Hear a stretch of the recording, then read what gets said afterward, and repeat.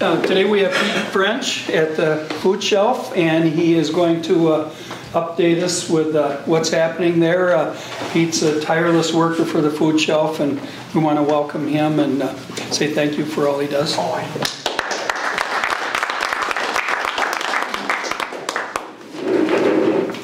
I've got some notes. I'm going to go over here.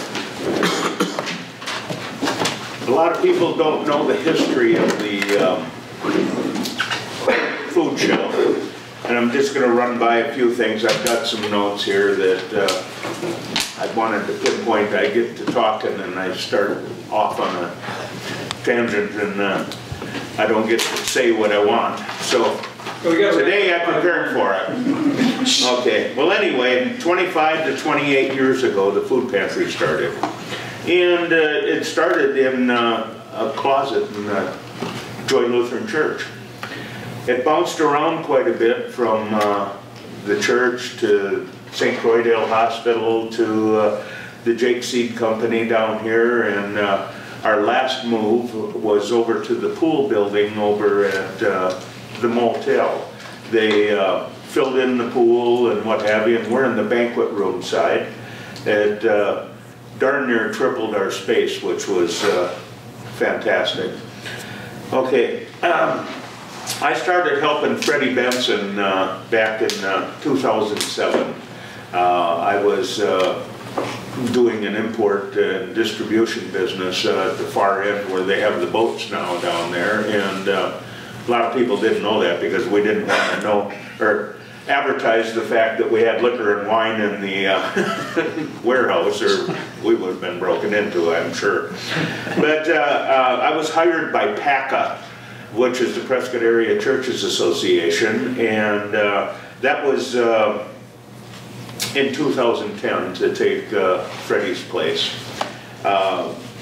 In 2012, PACA and the food pantry split ways, because the new contracts with the government commodities and what have you stated that, and Second Harvest Heartland and some of the other organizations that we belong to said that we had to have a standalone 501c3 nonprofit. So therefore we went out and found enough board of directors for our board and split away. And it cost quite a bit of money to form a nonprofit, but we got it done, and so we wanted to expand the little office that Freddie had in the corner of the Jake Seed, and we went over to the other side, and about 4 times the size there, but 4 times wasn't really that big. It was about 1,000 square feet, which isn't big for what we're doing. We had space constraints. We were getting things from like the Knights of Columbus, boxes of winter coats to give our customers or clients. We call them customers, but obviously they don't pay. And we needed more space for clothing and that kind of thing that was coming in to give away, and now our location allows us to do that. It's about half and half over there, half food shelf and half clothing and thrift store. We call it a thrift store, but our clients are going to have some sort of script money, and it's not that we're selling the people that are all challenged here, income challenge, let's call it that. I'm not trying to sell them coats and this type of stuff. That they're going to get script money to go in, and each one individual in the family will get so much dollar value, and they'll go in there and they'll be able to take sweatshirts, jackets, shoes, whatever they might need. So the leftover items, or anybody in this room can walk in, and if you see a sweatshirt or a hat or whatever it might be, you can certainly purchase it, and it's way under what you would pay at Goodwill or Salvation Army. But that in itself will help us defray the cost of foods, and that's getting terribly expensive. All we're looking for down there, if anybody has any gently used clothing, we don't want something that you wouldn't wear yourself, and we're finding that people like to just get rid of things, you know. So we have a box on the side that we'll take to Salvation Army because we don't feel it's good enough to put out. And we're looking for upper end household goods that people can use. I don't want, you know, the Victorian bedroom set because I don't have room for it, but we're going to have a big bulletin board on the wall there where you can take a picture of it, have it there. If somebody calls, we'd hope that you would think about the food pantry and give us $10 or $5 for, you know, giving you notice that it's there. Donations come from many different organizations. I just received a nice grant from the Hugh Anderson Foundation, Anderson Windows, Minnesota Mining, Thrivent Financial, local churches and community organizations. The majority of our funds, though, come from individuals like you folks. Okay, it sounds like a lot of money's pouring in, but they're way down.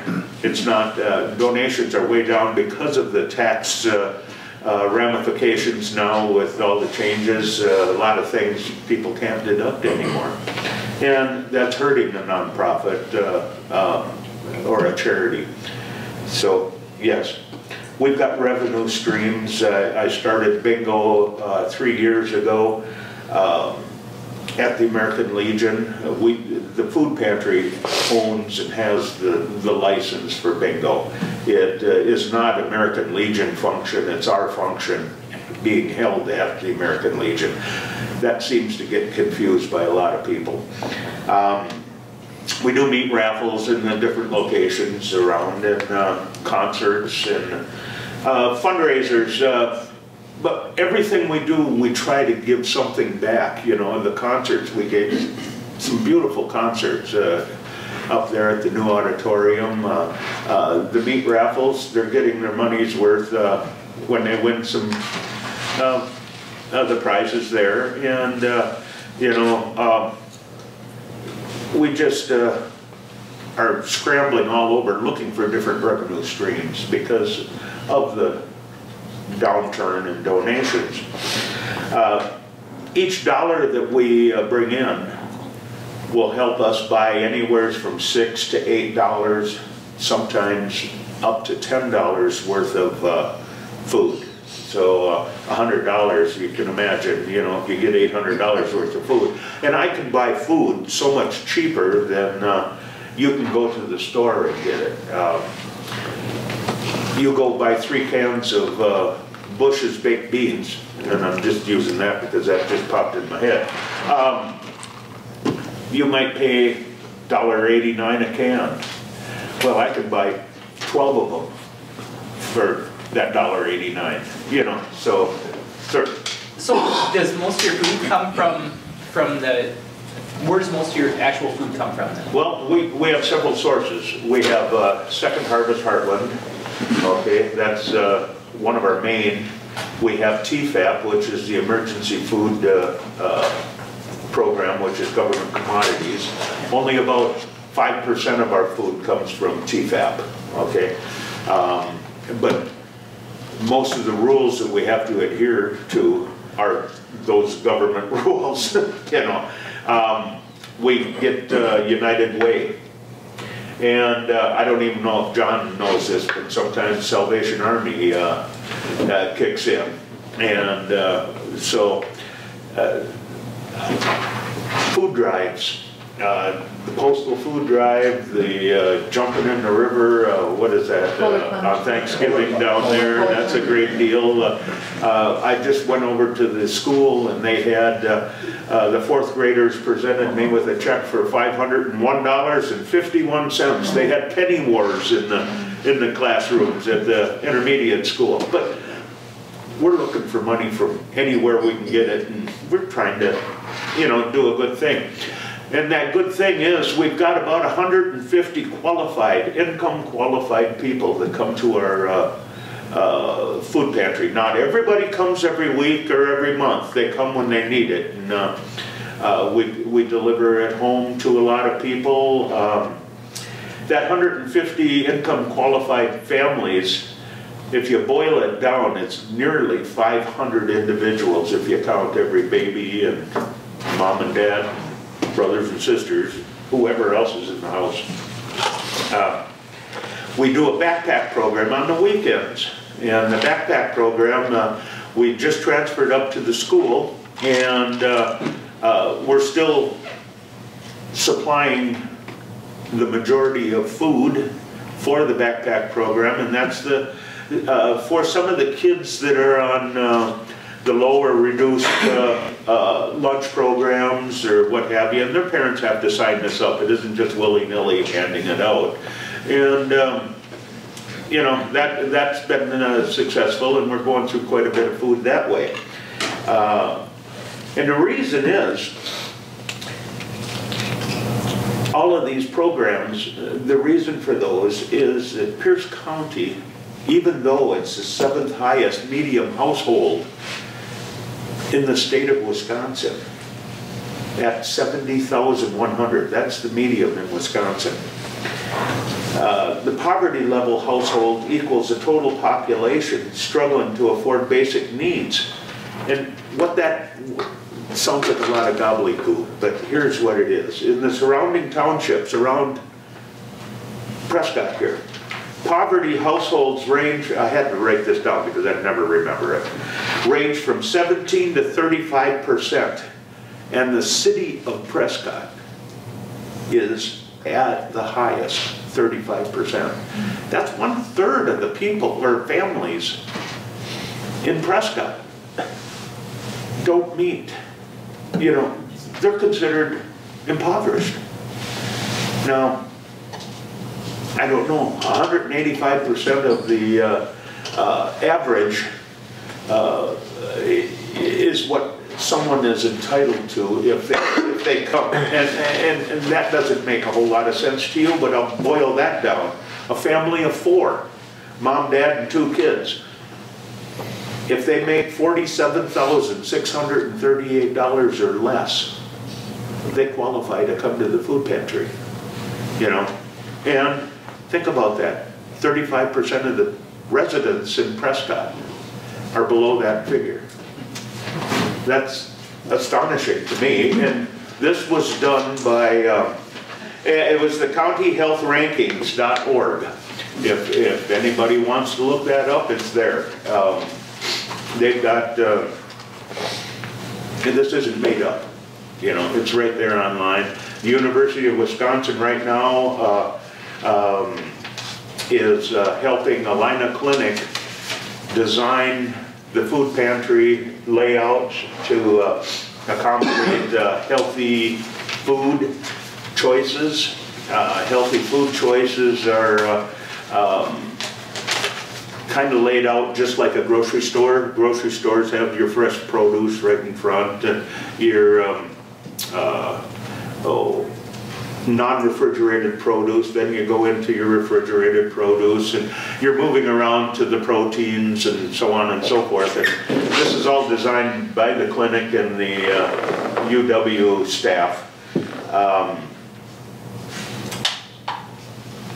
There's a particular way that when our graphics are totally up down there, people will have to flow through the shelving areas, and by the time they get to their last row, it'll be the things like cake or condiments, things of that nature, that, or potato chips if I happen to have any. You know, it's a funny day when I have everything somebody needs. It's strange.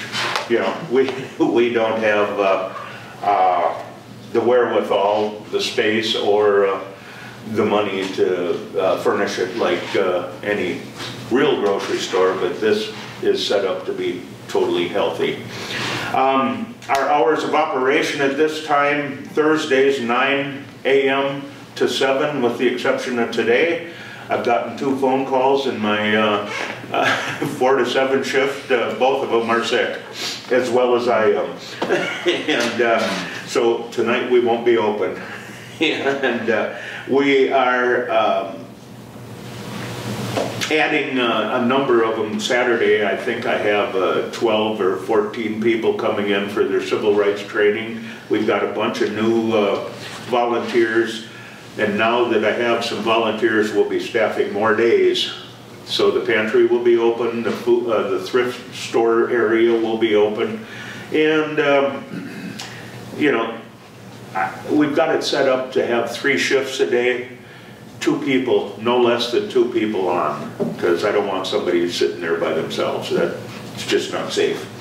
And I guess the last thing I want to say is, if anybody knows of somebody that's in the social media realm, I need a couple hours a week, because I can't make Facebook and our webpage work. It just doesn't work for me. And I could certainly not pay them. I could certainly not pay them.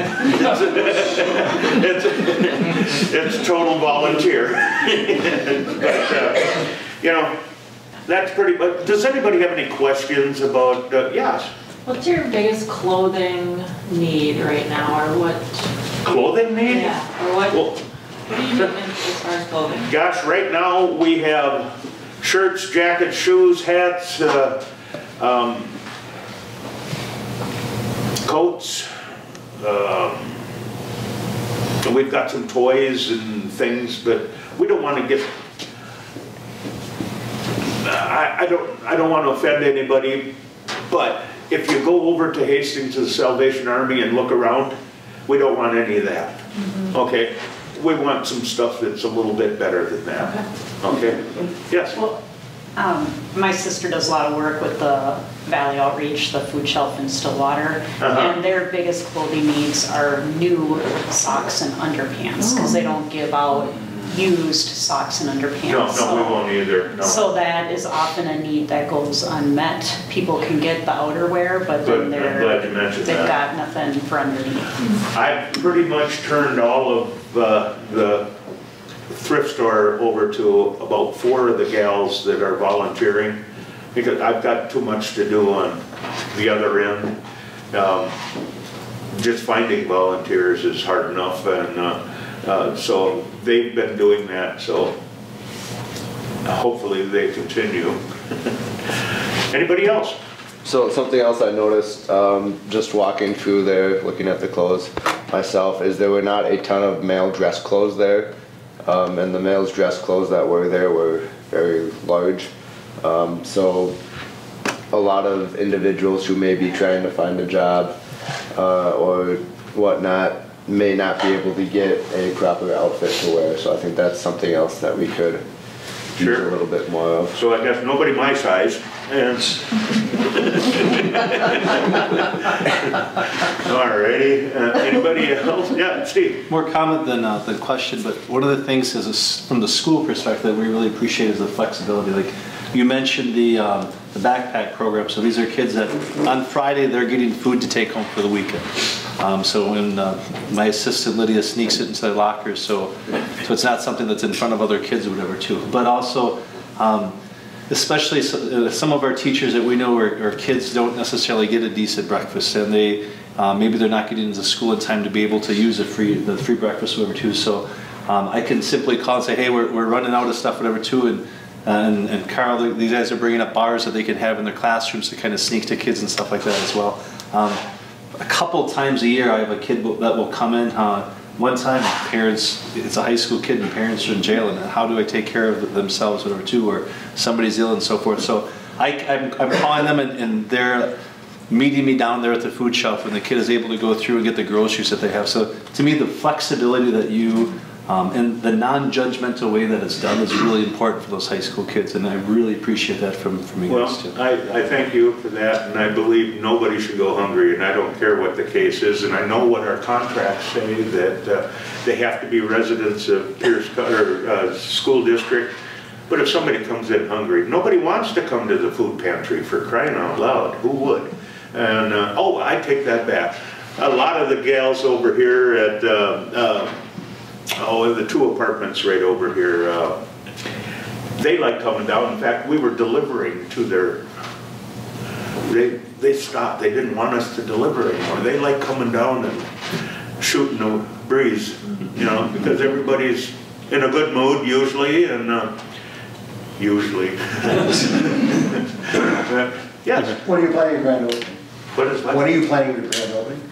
Oh, as soon as my graphics are done. I don't want any more pictures that without nice graphics in there, and they're working on that right now, and I would imagine next week or 2 we'll shoot for a ribbon cutting and a grand opening, and maybe even boil up a hot dog or something.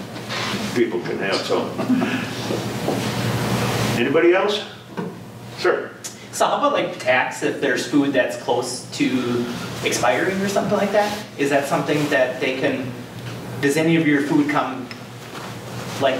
Well, yes, in the past it has, but they've befriended some people from River Falls, so most of the product that they have left over goes to River Falls, okay. Even though they have 2 grocery stores in River Falls, and you know.